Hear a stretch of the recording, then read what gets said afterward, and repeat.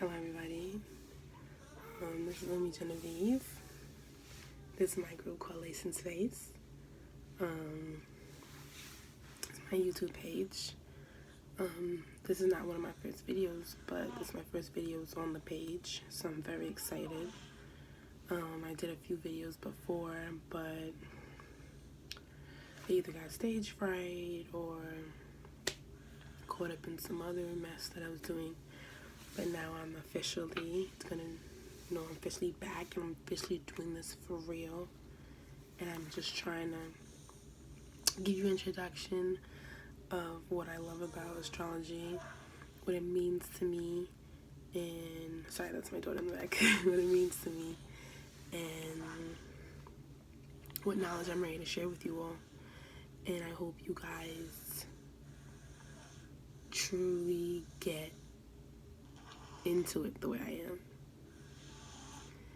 am. I'll give you a brief history of my love for astrology. I've been in love with astrology since I was like maybe 8 years old, 7 years old. As far as I can go on the internet.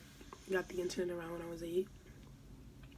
So I used to really search up my sign. I wasn't too deep into the whole natal chart, but I was really into my sign. Like I knew everything about my sign by the time I was like 10 years old. So I feel like I always say to anyone that's spiritual, I didn't choose this life chose me. I'm just here to, instead of hoard it, not saying that it's not not saying that some people who are healers or empaths or who are just more in tune with their intuition and their inner energy and the energy within the world have to share it with others. I just feel like sharing is a virtue, and that personally for me, when I share the knowledge that I have, I actually feel more at peace, personally. Ooh. Right now, we're in the Capricorn season. Shout out to my Caps. This is your birthday season. It's your month, baby. I love Caps. I'm a Scorpio, so me and Caps always get along. Me and earth signs, water signs and earth signs always get along. Fire and air signs always get along. For the most part. Just always know that your sun sign is just your theme for your life. It doesn't necessarily mean that just because you're a Libra, you're 400% Libra. No. Your life theme is Libra. So maybe a lot of Libras, their theme of life might be maybe working in the beauty industry, or doing things to beautify themselves, maybe doing something creative.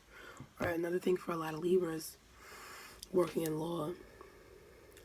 Very relationship prone, so that might be a theme for a lot of Libras in their life, that they might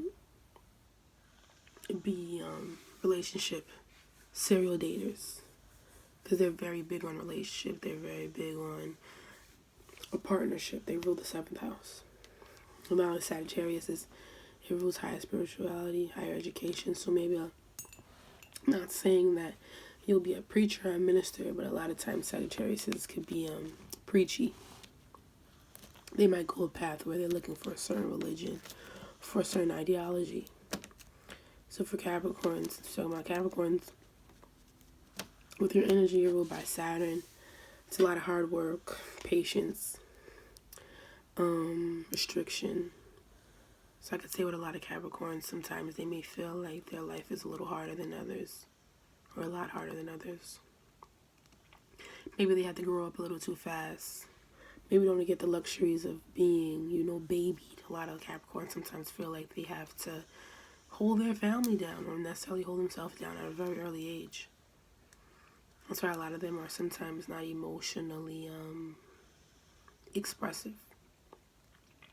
Sometimes they could buy love, or they feel like they're buying love, or people feel like they're buying their love. But it's not that they're doing that. It's just that sometimes life has been it's the opposite of Cancer, and Cancers are very emotional.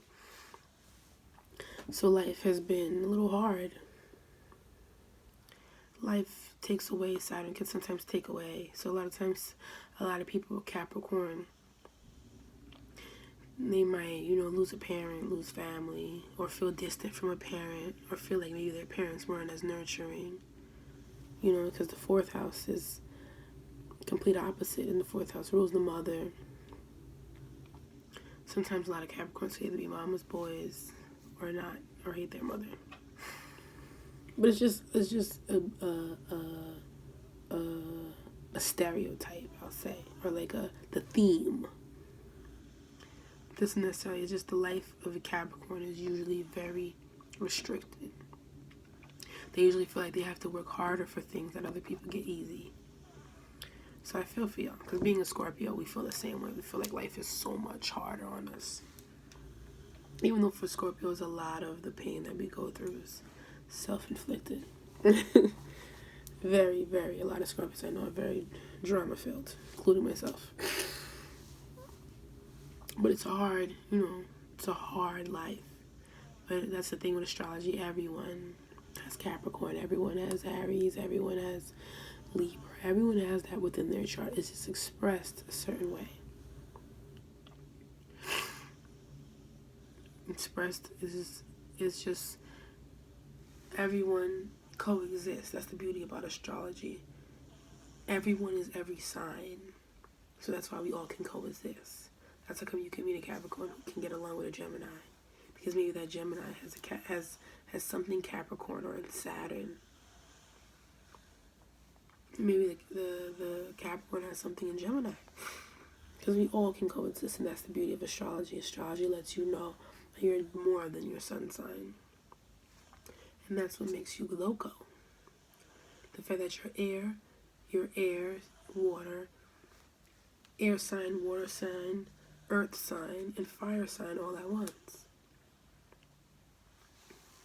And that's what I'm here to teach with to speak on with astrology and numerology and faith and spirituality, that we all have a lesson to learn. We all have something we came here to work on. We all have something here that we have on a monkey on our back. We all have an elephant in the room.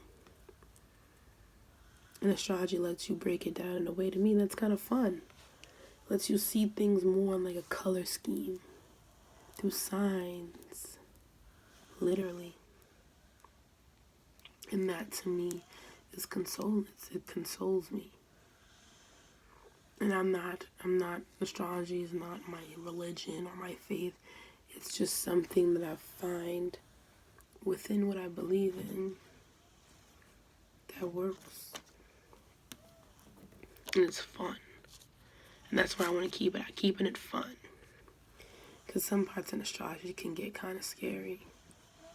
But with anything, when you start to knock something, it opens another door and another door and another door and another door.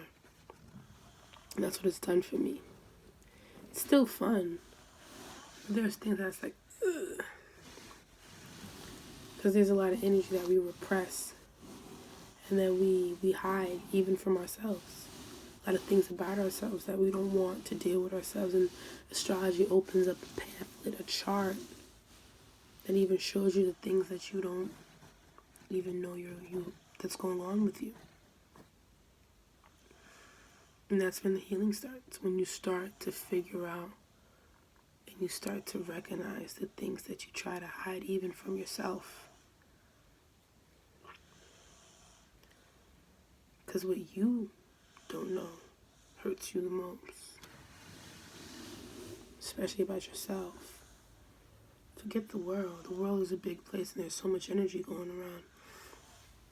But if you can't control yourself and you don't know nothing about yourself, you will really be walking around here looking for other people to give you a definition of yourself. And for a long time I was going through that, where I was looking for other people to tell me who I was. It's very scary, because if you're letting someone else tell you who don't even know who they are, it's pretty dangerous out here. Very dangerous, in my opinion. So yes, back to astrology. Shout out to my Capricorns, got a little serious. But right now the sun's in Capricorn. And I want to give that shout out to the energy. We also have our moon, the moon sign, the Venus. I have a couple things going on right now. And I just want to break them down, like, one by one. I want everyone to understand that we are more than our sun sign, that we are more than that we are a moon. Our moon is the innermost feelings, ruled by Cancer. Our Venus is our things that we value. For women, it's how we love. For men, it's the type of woman we love. It's ruled by Libra and Taurus. That's why you'll meet a lot of Libras and Taurus who like nice things, like to shop, like to own nice things, because they value the senses. Taurus is more sensual. Libra's more like aesthetically appealing. And they're both two people who love to be in committed relationships. Mars is ruled by Aries, and in some parts of astrology and Asian astrology is ruled by Scorpio too. Very destructive, passionate. So at Mars, that's the type of woman. And Mars for a woman, that's the type of man she likes. And a man, that's how he expresses his passion. So wherever your Mars is how you express passion. And for, like, you know what I mean? For men, for women, it's the type of man you're looking for, and how how you want your passion, his passion, to be expressed to you. Then we have Saturn. Saturn is ruled by Capricorn, and in some parts of astrology, ruled by Aquarius. So this is deal with old age, old things that last, patience, lessons, discipline. That's why you'll meet a lot of Aquariuses and Capricorns who are leaders. They've been through a lot. They've seen a lot. They usually have to raise themselves since young. Sometimes, most of the time, they're the caretaker of the homes. They have to automatically take a position of being the boss. And for a lot of Capricorns, it's not until that they're older and that the responsibilities start to lessen that they start to find certain happiness. But when they're young, it's a lot of pressure for Capricorns when they're young. A lot of pressure to be somebody, a lot of pressure to hold certain things down. Aquarius is too. Aquarius is also by Uranus, the planet of sudden change, shock, the future. So that's why you'll meet a lot of Aquariuses who are far ahead. Oh shit, my glasses.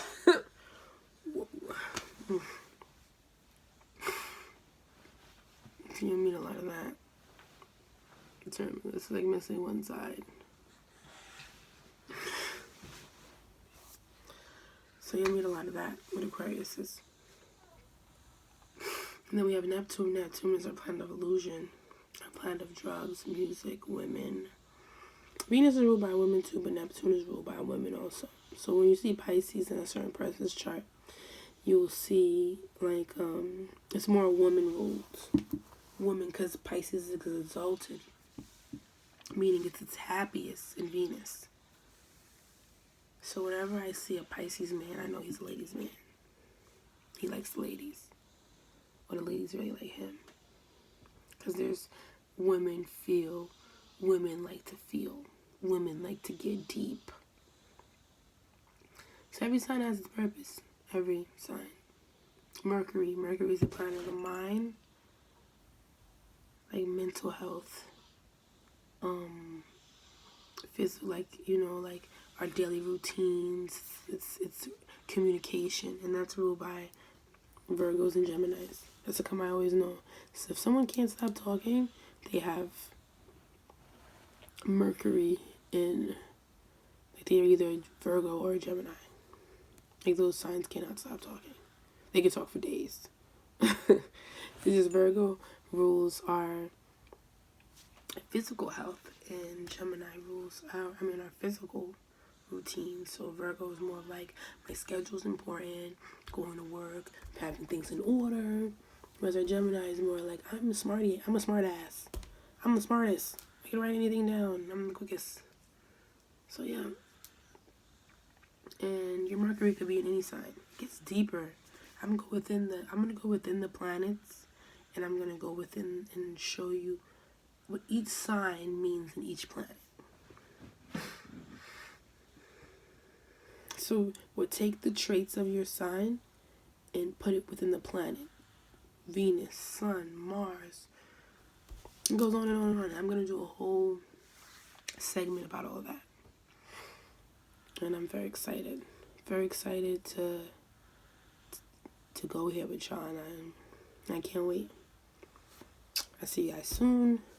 I'll be dropping another video. At the bottom, Uni Genevieve is my Instagram. Let me know if you want a reading, if you want to talk. Just wondering if you want me to talk about a certain topic. Just let me know. I'm here for you. I love you. Laced in space. Always. Always laced. Been laced. Lace blunt to the face. I'm just out of this world now. And I'm ready to let the world know what I know. Peace and love. Always keep it true. Always stay true. I'll let y'all next time.